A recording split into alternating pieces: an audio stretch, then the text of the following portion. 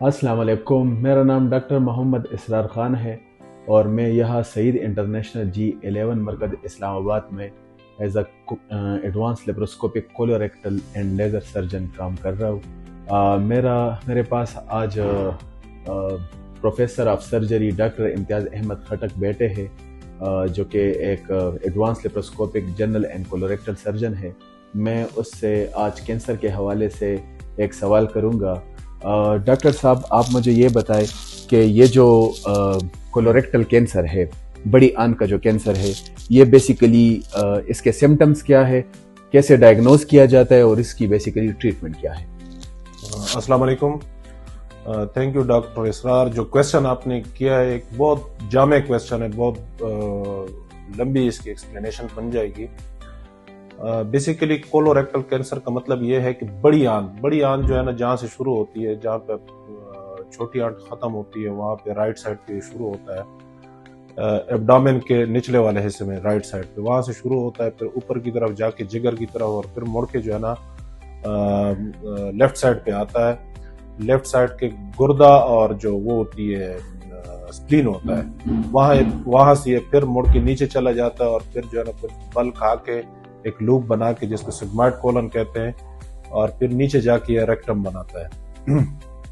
تو یہ ایک بہت بڑی فیلڈ بن جاتی ہے۔ تو کینسر جو ہے وہ کولن میں بھی ہو سکتا ہے، چونکہ آپ کولوریکٹل کی ٹرمینالوجی استعمال کرتے تو یہ کولن میں بھی ہو سکتے، اس کے لیے کولو کی ٹرمینالوجی استعمال ہوتی ہے۔ اور ریکٹل کا مطلب ہے نچلے والا حصہ جو بڑی آنت کا ہے، اس کو ہم ریکٹم کہتے ہیں۔ ریکٹم بیسیکلی فکسڈ پورشن ہوتا ہے بڑی آنت کا، جو کہ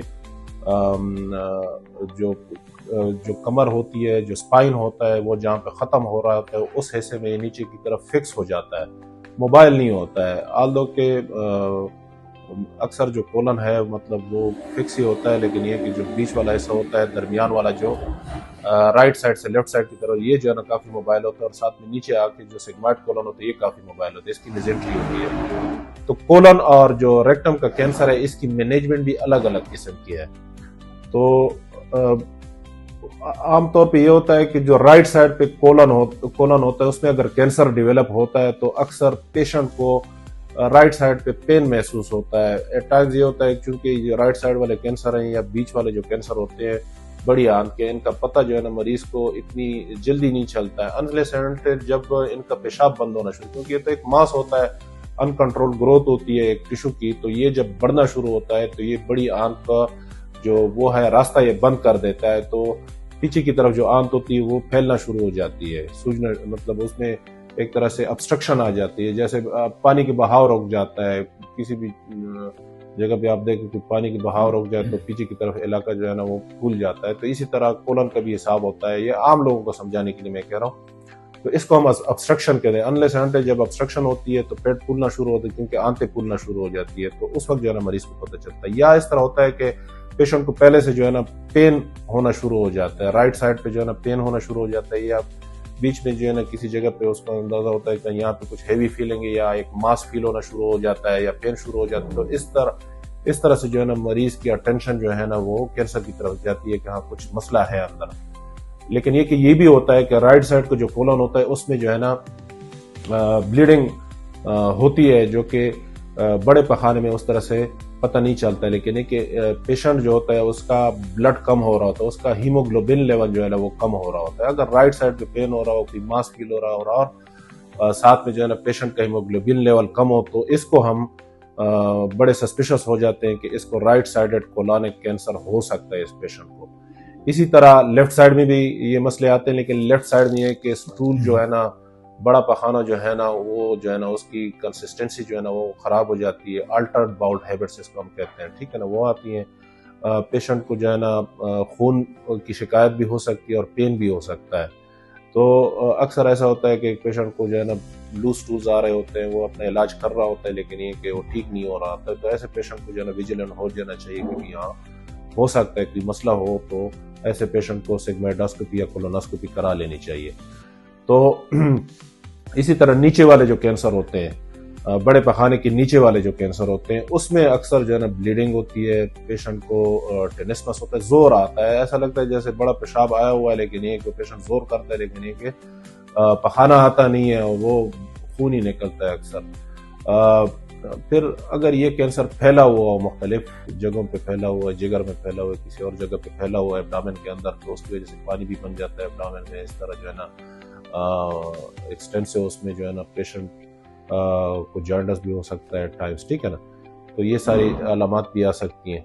اور پیشنٹ کو جب بھی شک ہو جائے کہ ہاں ایسی کوئی علامات ہیں مجھے، مطلب لوز ٹول ہے، ارلی مارننگ ڈائریا اگر ہوتا ہے، ارلی مارننگ مطلب صبح سویرے اس کو جو ہے نا ایک لوز ٹول آ جاتا ہے، ٹھیک ہے نا، ڈائریا کی طرح، ڈائریا کی شکل میں اسٹول آ جاتا ہے، یا اس کو زور آ رہا ہوتا ہے، یا اس کو خون آ رہا ہوتا ہے، تو ایسے پیشنٹ کو ویجیلنٹ ہو جانا چاہیے کہ یہ کینسر کہیں نہ ہو. تو ان کو جو ہے نا ڈائگنوزس کے لیے جو ہے نا ڈاکٹر کی طرف جانا چاہیے کہ ہاں مجھے بتایا ڈاکٹر صاحب کہ واٹ از دا ایشو. تو اسرار صاحب، اگر ایسے پیشنٹس آپ کے پاس آتے ہیں تو ان کو ہم ایڈوائز کرتے ہیں کہ بھئی آپ اپنا ایک الٹراساؤنڈ کرائیں ایبڈومن کا، اور پھر جو ہے آپ انڈوسکوپی کرائیں، اور بڑے پیشاب کی جگہ سے دوربین ڈالتے ہیں، اس کو سیماڈوسکوپ، مطلب سب سے پہلے تو ڈاکٹر کو معائنہ کرنا چاہیے اپنے فنگر کے ساتھ، پروکٹوسکوپ کے ساتھ. ہو سکتا ہے بہت نیچے کینسر ہو تو فنگر سے ہی اس کو پتہ لگ جائے کہ ہاں یہاں پہ کوئی ماس بنا ہوا ہے. اسی طرح پروکٹوسکوپ سے پھر جو ہے نا وہ بایوپسی بھی لے سکتے اگر بہت نیچے ہو.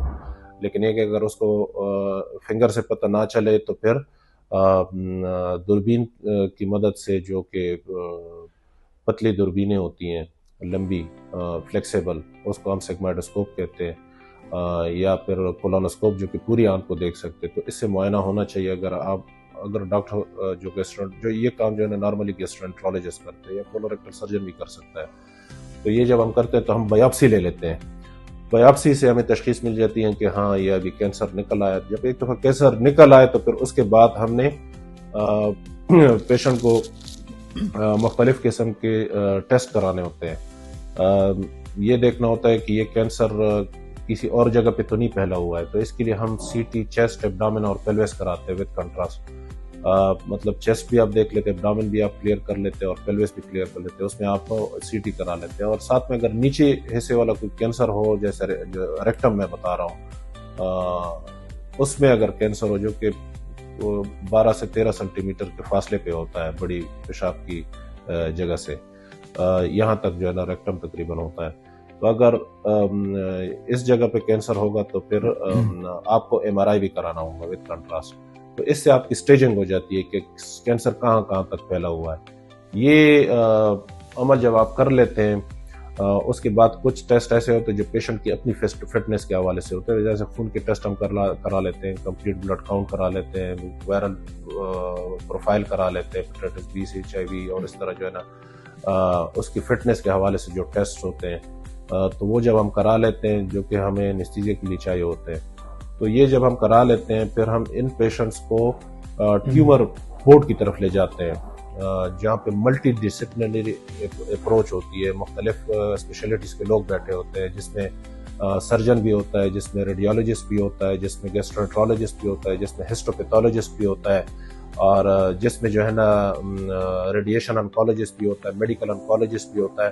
یہ ساری ایک ٹیم بیٹھی ہوتی ہے، اور اس پیشنٹ کو ڈسکس کیا جاتا ہے کہ اس کو ہم پہلے کیموتھراپی دیں، ریڈیو تھراپی دیں، یا پھر جو ہے نا سیدھے ہم سرجری کی طرف جائیں. تو وہ ڈیسیجن وہاں پہ ہوتا ہے. تو اس ٹیومر بورڈ میٹنگ کی بڑی اہمیت ہوتی ہے. تو جو فیصلہ وہاں پہ ہوتا ہے اس پہ ہمیں عمل کرنا چاہیے. اکثر جو ریکٹم والے کینسر ہوتے ہیں تو اس میں ہم جو ہے نا پہلے پیشنٹ کو کیموتھراپی دیتے ہیں اور پھر ریڈیو تھراپی دیتے ہیں. وہ دے کے پھر اس کے بعد جو ہے نا جب ٹائم پورا ہوتا ہے تقریباً 8 ہفتے کے ٹائم پہ جو ہے نا پھر ہم اس کا آپریشن کرتے ہیں. اس کا فائدہ یہ ہوتا ہے کہ پیشنٹ میں پھر ریکرنس نہیں ہوتی ہے، اس کینسر کی ریکرنس نہیں ہوتی ہے. جو ٹریٹمنٹ ہوتی ہے وہ کیوریٹیو کی طرف چلی جاتی ہے.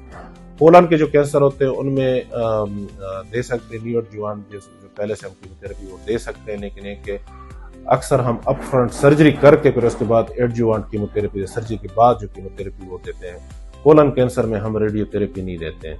جی اسرار صاحب. تھینک یو سر، آپ نے بہت ڈیٹیل انفارمیشن دی ہے. اور چونکہ کولوریکٹل بڑی آنت کا جو کینسر ہے وہ آج کل بہت زیادہ پایا جاتا ہے، ایون کہ نوجوان لوگوں میں پایا جاتا ہے. اور کل ہم نے بتایا تھا اس کے کازز کہ یہ زیادہ تر انوائرمنٹل فیکٹر ہے، جو کہ جنک فوڈ، فاسٹ فوڈ اور لو فائبر ڈائٹ کی وجہ سے ہوتی ہے. تو انشاءاللہ یہ ویڈیو دیکھنے سے عوام کو بہت زیادہ آگاہی ہوگی بڑی آنت کے آنے سے،